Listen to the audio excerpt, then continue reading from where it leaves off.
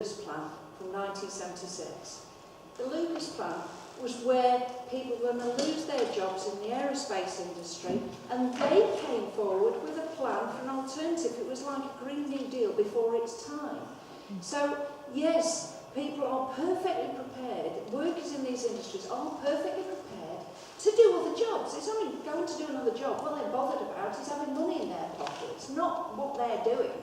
You know, as long as it's, obviously if you're an engineer, you want the same sort of challenge, but it's not about persuading them.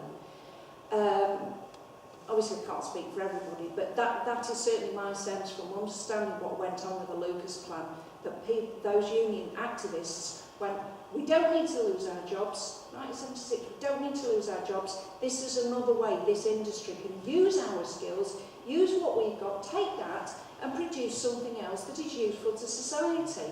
And environmentally friendly. They were talking about, unionists were talking about doing something environmentally friendly, creating something environmentally friendly in 1976. So that's why I would suggest that the question is not correct. So back then, you know, those many years ago, they were already thinking of this idea of what we call now the just transition. Well, how do we go from this heavy industry that requires a lot of fossil fuel, bad for the environment, how do we change to something else? Part of the problem is that, I don't know how many of you here are in unions. My experience of unions is that in my particular branch, the communities branches, lots of forward people, thinking people, they want to change something, they're angry about something, they get out on the streets and do something about it. But then at the same time, I've been over to Leyland and Preston, where a lot of the union people, they work in the aerospace industries at Wharton. They're used to working in those heavy industries, and it's really sometimes a lack of imagination that there is a different way about going about something. So they're quite protective of their industry. Understandably, they don't want to lose their jobs, but they need to be offered something else. They're not going to give up on the aerospace industries, the car manufacturing industries. They're not going to give up on that if it means that they personally are going to pay the price for everybody else's benefit, because that wouldn't be fair.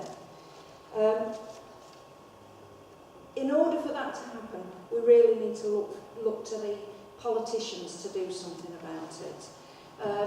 I'm a member of the Labour Party, and my hands up, but I've been very disappointed in the attitude of the Labour Party about towards the environment. The 2017 manifesto was fantastic, but the biggest thing missing, and I often ask some of my friends this question, I go, yes, it was great, but what was missing? And I struggled to get the answer, the environment. There was nothing about the environment in there.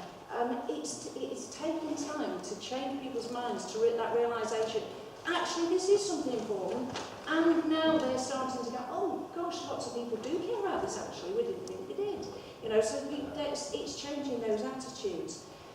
We now, we talked, I totally respect what you were saying about, putting the environment before economy. I disagree.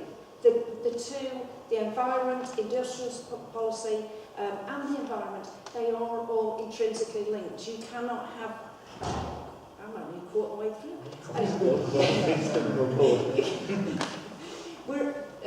Those are all intrinsically linked, and you can't do one without the other.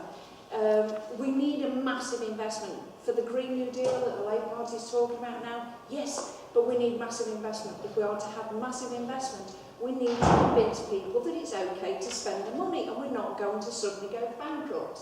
We're still living under the myth of Maggie Thatcher's handbag, and that we can't spend money. Yes, we can. I'm a modern monetary theorist, and I won't go into that too much. Hopefully some people will understand it.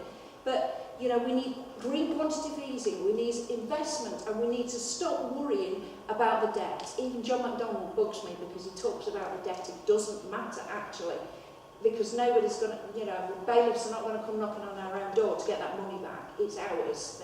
We're not going to go sending the bailiffs to ourselves. Doesn't matter about the debt. There's just one more point, if I'm very quick, I might just get this squeezed in.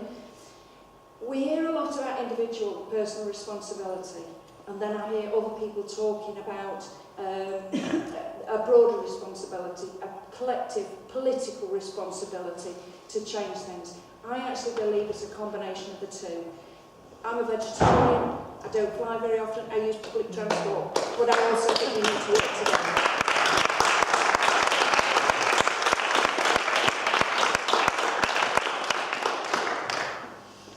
So, same thing again. As a thought provoker, if you've got a question that might be 5 sentences, try and work with the person next to you to get it down to 2 or 3. If you've got half a question, think about how it might be fleshed out into something a bit bigger. I'll give you a couple of minutes to talk amongst yourselves.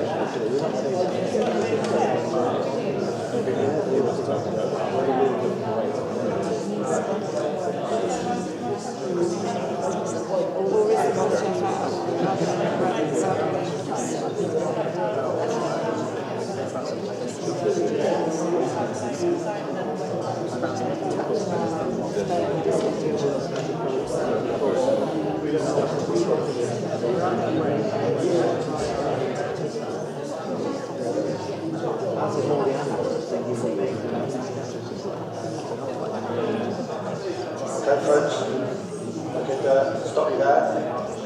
Do we have any questions from the floor for Ed? Lady in the red jacket. There's quite a lot of talk about the a new Lucas Fund at the moment. Is anyone actually doing the work to create a new Lucas Fund? I am aware. The question was, is anyone doing work now to create a modern version of the Lucas plan? Yes. There is, but it needs promoting more within unions. There are groups of unions coming together who are working on this, and I know there are in the Labour Party. As far as I'm aware, it's early stages and it does need more work on it. But yes, there is quite a lot of people already thinking about how that's going to be done. I mean, we're talking about getting to the nitty-gritty, really, aren't we, of things like the Green New Deal, and if we are going to use green quantities in what we're going to do with the money.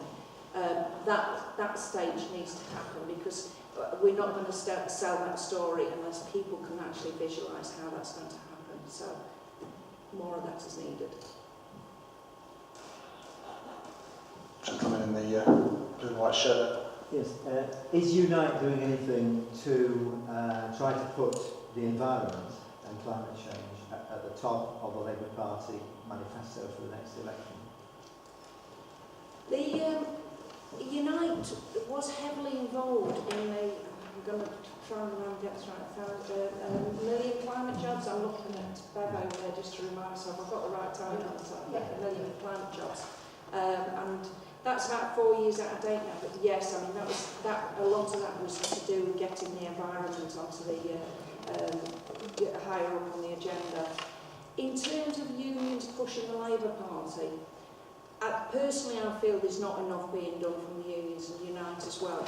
It's there, but I think in a sense it might actually come more from politicians, and once that message filters into unions, because you know there's a lot of people within Unite, like I mentioned in my speech, they're very nervous about the jobs. You know, we have that issue, don't we, about I forgot what we call the nuclear submarines. Yeah, so and Unite have been fighting to keep Trident because they're worried about the jobs. This is part of this bigger problem that I was talking about. So it's going to be a transition, and I feel that it will be more to do with the Labour Party influencing the unions, because the Labour Party is losing votes to the Green Party, and let's face it, the bottom line is We need to get the Labour Party, and the Green Party will never form a government. I know, I like the Green Party, but they will never get there. So we need the Labour Party to be adopting those Green Party policies, because they do sell to the public, and it will stop the drift away from the Labour Party, and that way they will start to have some sort of initiative to have more influence on the unions. Thank you. Okay, we're going to, let's say, 2 questions per speaker. We will have time for more at the end, and any others, then please do write them down and leave them with us. Okay, so I'm going to move to our next speaker, who can't be with us today. It's Rose Arnold. And I'm just going to try and get the video up. Bear with me, I'm not that used to operating a Mac, so...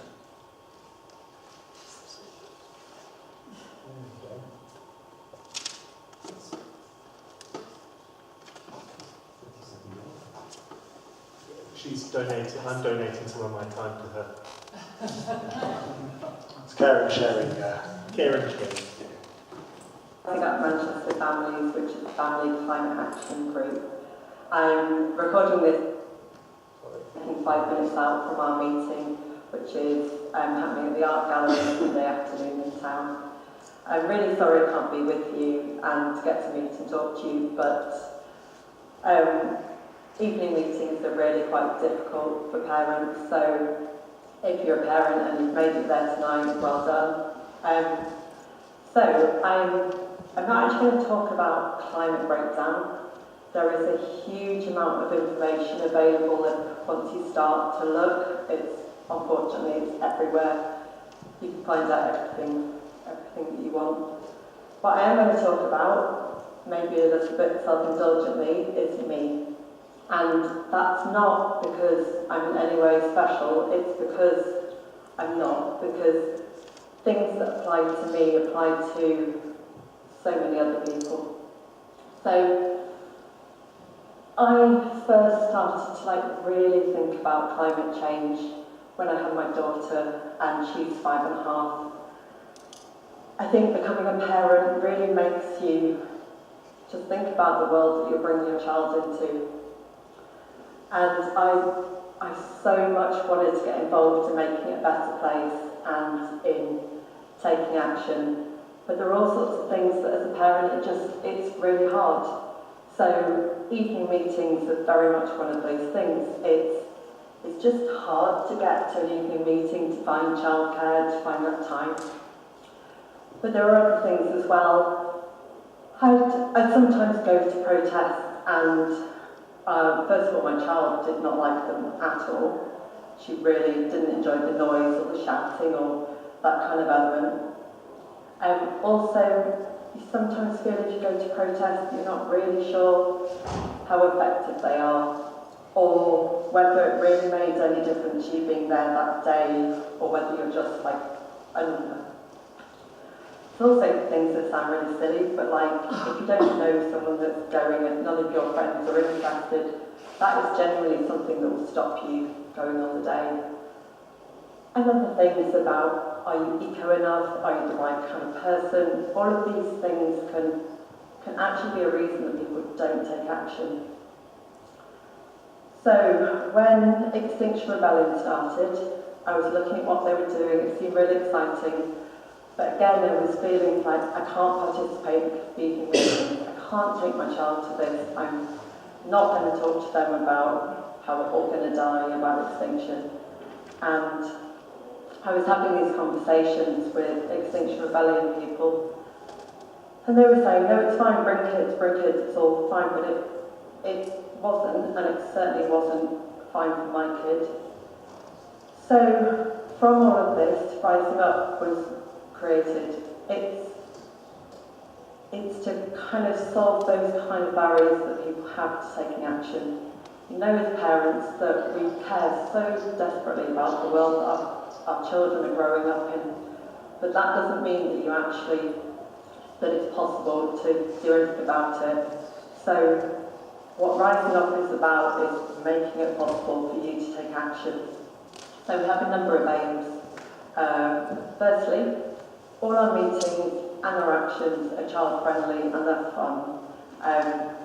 We've got lots of activities, we think about how kids are going to get involved. But also, we we make sure that they're effective, that you can trust if you come and get involved in something, that we have thought through what the messaging is. We've told the press that we've thought, well, if the press won't come, that we've got our own ways of getting messages out on social media. I think that's really important. Another thing is that we want to be part of breaking silence on climate change, about talking about what is happening to our world and just making that part of everyday conversations. We also, it's very much about how our children are going to find out about climate change, that they've got to learn these facts, and it breaks my heart, but that if children find out about it, when they're part of trying to change it, it takes away that powerlessness, and it gives them some kind of agency in this. Another part of us is that we're building community, that we're there for each other. But the most important thing that we're doing, we hope, is to make families part, like a powerful voice in demanding change and a future for our children. And I'd love any parents to get involved with us. Mark will have leaflets and information about how you can contact us. Thank you very much. Bye.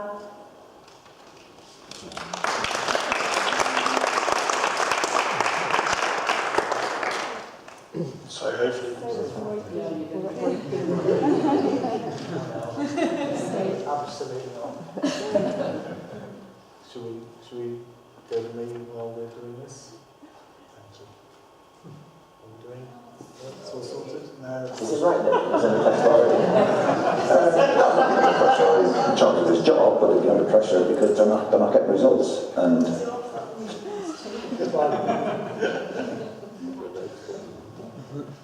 He's not a Mac user.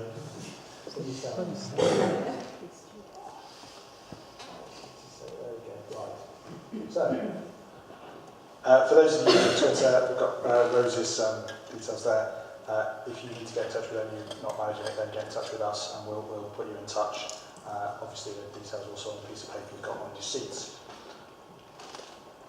Okay, so, last but not least, Mark Hudson from Climate Emergency Manchester. I'll start where Rose left off, which is on Saturday the 1st of June at 1 o'clock at All Saints Park, the beginning of the Carnival of Creatures, which is a child-friendly event with paper mache animals and all the rest of it. And it's going to be a procession, I believe, down into St. Peter's Square. But anyway, it starts at 1 o'clock on Saturday the 1st of June. Okay, so Climate Emergency Manchester. We set up at the end of March to get the 4,000 signatures on the petition that I hope you've all signed, and so force the City Council to debate a real climate target that includes a decent proportion of the airport's emissions.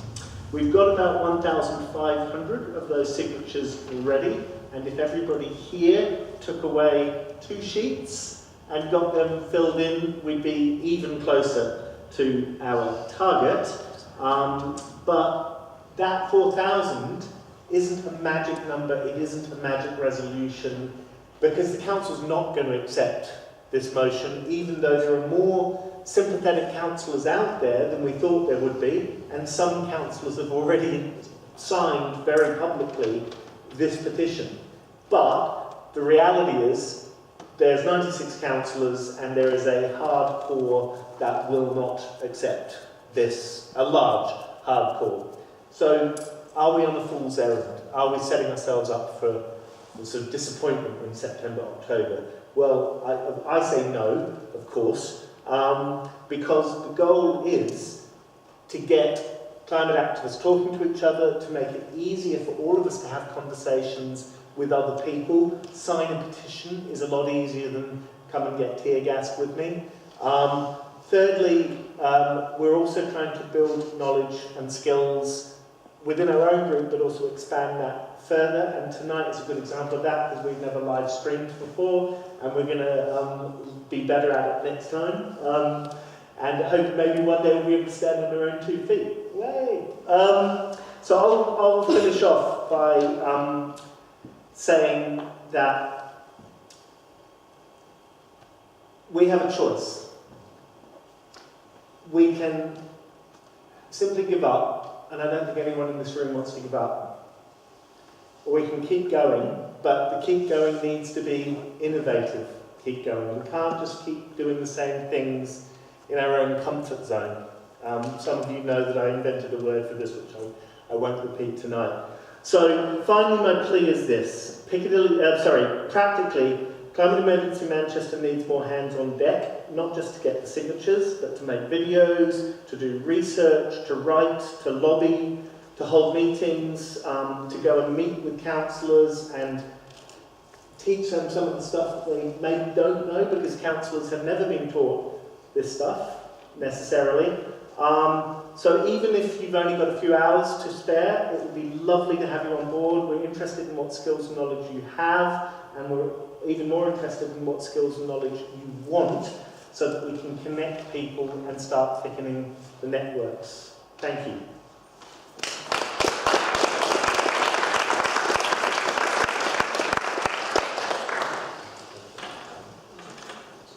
So same again, want to confirm amongst yourselves, come up with some snappy questions for Mark, and then we can, we've got time for a bit more Q&A after that for the other speakers as well.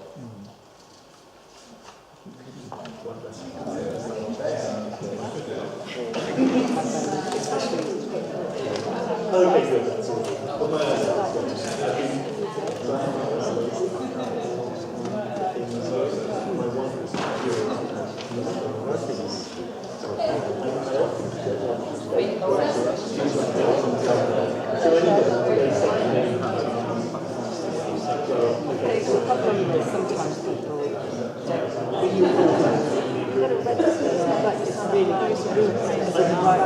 Which actually, if you have a paper one, is much easier to just get find everyone. So I didn't understand what was going on, so I tried to say it's about the process. So I think it's a good text. What I'd like to know is which type of company. All right, folks, I'm going to interrupt you there.